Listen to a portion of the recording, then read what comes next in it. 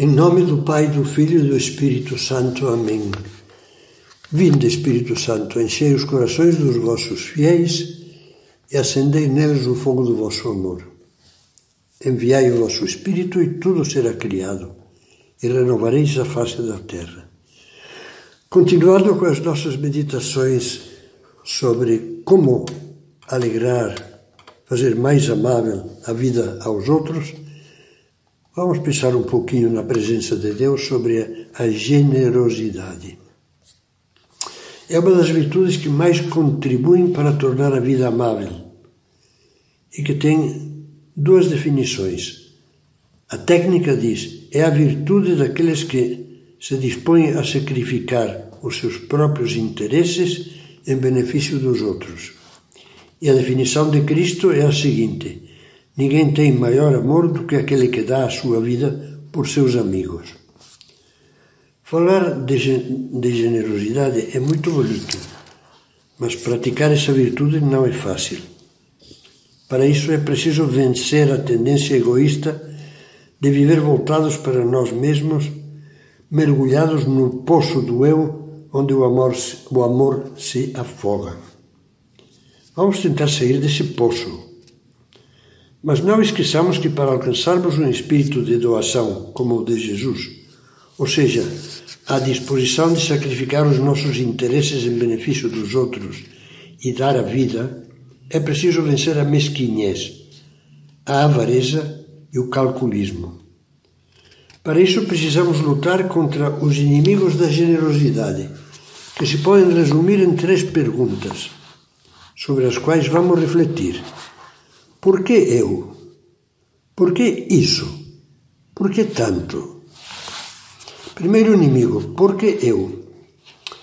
Imagino que essa foi a tentação que deve ter sentido aquele menino que ofereceu a Jesus o lanche que a mãe lhe dera, 5 pãezinhos e 2 peixes, quando viu Jesus preocupado, porque o tinham acompanhado mais de 5.000 pessoas até um lugar afastado e de repente perceberam que não tinham nada para comer. Com os pães do menino, que lhe ofereceu generosamente 5 pãezinhos de cevada, mais 2 peixes, Jesus fez o milagre na multiplicação. Alimentou a multidão e ainda sobraram 12 cestos.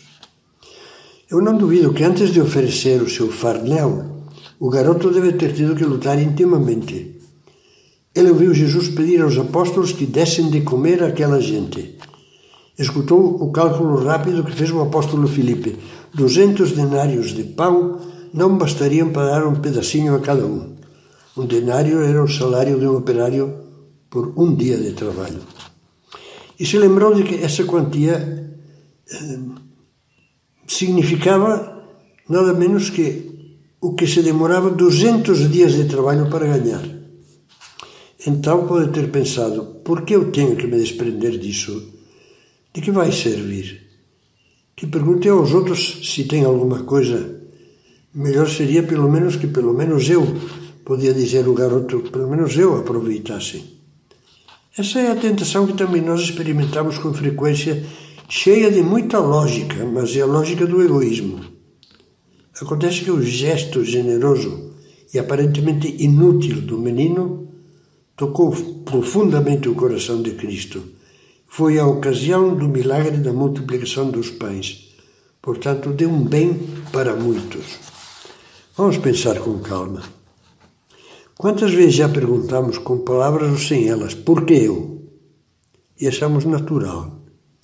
Temos que aprender do garoto a vencer essa mesquinhez e mudar a pergunta, por que não eu? Vejamos alguns exemplos.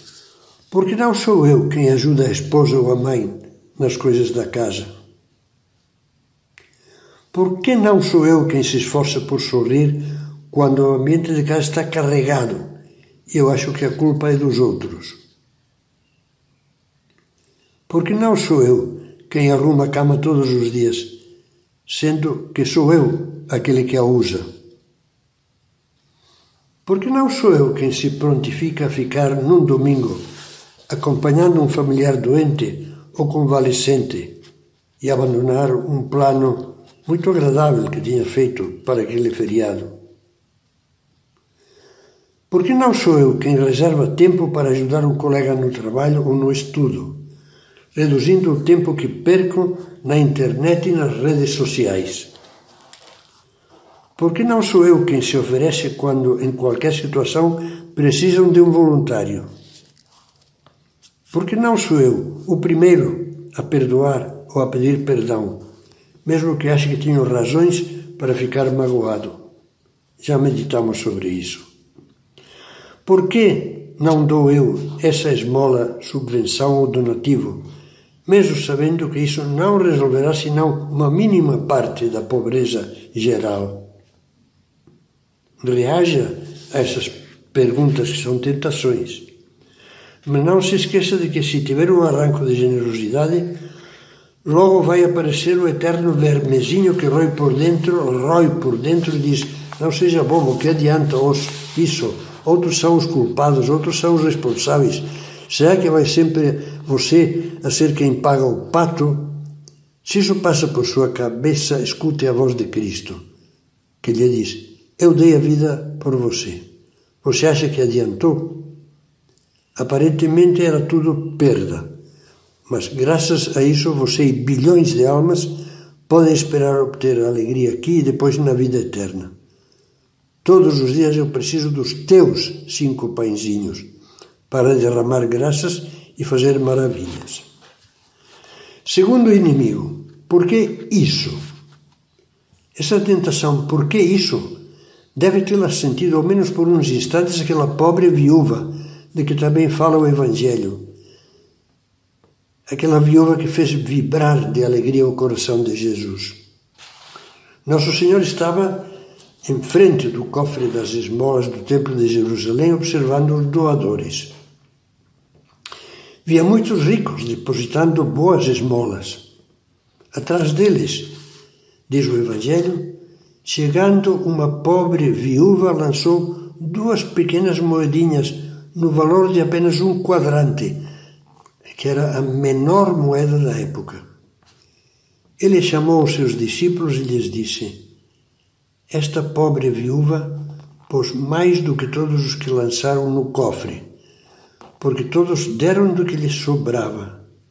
Esta, porém, deu da sua indigência tudo o que tinha para o seu sustento. Eu gosto muito da reflexão que faz Pierre Charles no seu livro A Oração de Toda Hora sobre esta cena. Ele imagina a viúva dando a primeira moeda. Sobrava-lhe apenas uma, era tudo o que lhe restava. Durante 2 segundos sentiu uma hesitação.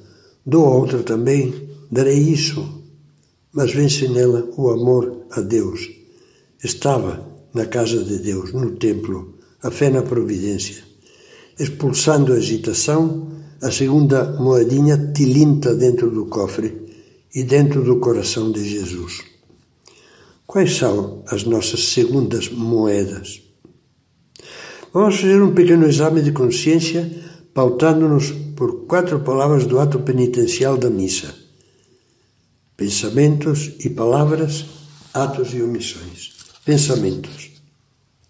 A nossa segunda moeda pode ser pensar um pouco mais todos os dias em algum pormenor delicado com que possamos tornar mais amável a vida dos outros.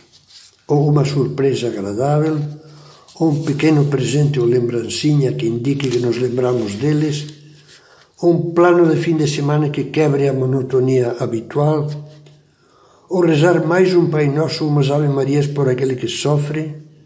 Tudo isso são segundas moedas. Pensamentos. Palavras. Agradecer mais os pequenos serviços que os outros nos prestam. Obrigado. Fazer perguntas que mostrem nosso interesse pelos incidentes cotidianos dos demais. Como foi hoje, aquilo outro. Louvar com naturalidade, sem espalhafato, um prato bem preparado, uma roupa bonita da esposa ou da filha, uma boa nota ou uma atitude responsável de um adolescente. Conversar mais às refeições. dar prova amável ao inoportuno, falando sem ira. Tudo isso são segundas moedas. Atos. Ajudar mais a quem precisa, começando por examinar que pequenas ajudas materiais, morais, espirituais posso prestar a cada um em casa, no lugar de trabalho, etc. Será que não posso dar também um pouco mais de esmola, de ajuda à igreja e às obras de interesse social? Não poderia cuidar de detalhes de ordem que evitem trabalho aos demais? Ou facilitar a entrada de outro carro na rua congestionada? São segundas moedas. Omissões. Lutar por evitar esquecimentos e assim poupar trabalho ou preocupações aos outros. Ai, esqueci. Evitar deixar as coisas desarrumadas quando saio de um quarto. Lutar contra a tendência de faltar à pontualidade. Tudo isso são também pequenas moedas. Terceiro inimigo, por que tanto? Agora vamos dirigir o olhar para uma das Marias do Evangelho, a irmã de Marta e de Lázaro, que tantas vezes acolheu Jesus em sua casa de Betânia. Poucos dias antes da paixão, quando já se pressentia que Jesus ia ser preso e morto, o Senhor estava à mesa em casa de um tal Simão, em Betânia, a cidade dessa família, Marta, Maria e Lázaro. Marta servia e Lázaro era um dos convidados. Tomando Maria uma libra de bálsamo de nardo puro de grande preço, ungiu os pés de Jesus e enxugou-os com os seus cabelos. A casa encheu-se do perfume do bálsamo. São Marcos anota um detalhe: quebrando o vaso de alabastro, derramou todo o perfume. Aí ouviu-se um murmúrio rouco de muitas bocas. A voz que liderava era a de Judas. Por que esse desperdício? Por que não se vendeu este perfume por 300 denários e não se deu aos pobres? E São João esclarece, dizia isso não porque se interessasse pelos pobres, mas porque era um ladrão e, tendo a bolsa, furtava o que nela se lançava. Jesus defendeu esta moça com carinho. Ela guardou este perfume para o dia da minha sepultura, disse, antecipando assim o que as santas mulheres iam fazer depois com seu corpo morto, pelo seu corpo morto. A seguir usou uma expressão única no Evangelho. Em verdade vos digo, onde quer que for pregado em todo o mundo o Evangelho, será contado para sua memória o que ela fez. Não é possível maior elogio. Jesus quis levantar em alto como uma bandeira o exemplo dessa mulher aos olhos de todo o mundo até o fim dos séculos. Toda essa cena faz pensar na generosidade dos que, correspondendo ao chamado de Deus, quebram o vaso de seus projetos pessoais e de seu futuro e oferecem a Deus, por amor, o bálsamo de um coração inteiro, de uma entrega total e incondicionada como a dos apóstolos, que deixaram tudo e o seguiram. Uma renúncia que abre passagem à grandeza do amor que dedicarão a Deus e por ele a servir aos demais e a ajudá-los a encontrar as alegrias de Deus. Jesus alegrou-se com o gesto de Maria, mas outros se irritaram e se uniram à crítica de Judas. Que absurdo, que exagero, que fanatismo! Renunciar a tudo e abraçar o celibato, dedicar a vida aos outros, essas são as resmungações atuais. Fizeram a cabeça deles, isso é lavagem de cérebro.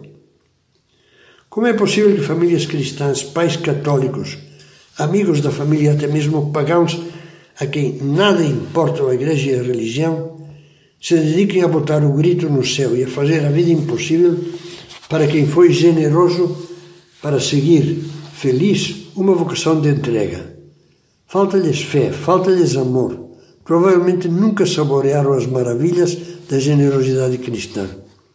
Coisa análoga se dá com os casais que, confiando em Deus e por um idealismo consciente e livre, decidem com alegria ter uma família numerosa.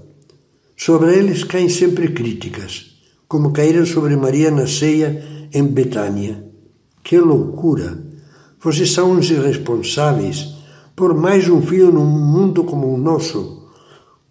Como vê, Judas continua a ter voz. Mas eles, todos aqueles que souberam manter um coração generoso e bom, como dizia Jesus, e quebrar o vaso, ouvirão a voz de Jesus que lhes diz: não temais, pequeno rebanho, porque foi do agrado do vosso Pai do céu dar-vos o reino. E alegrai-vos de que os vossos nomes estejam escritos nos céus.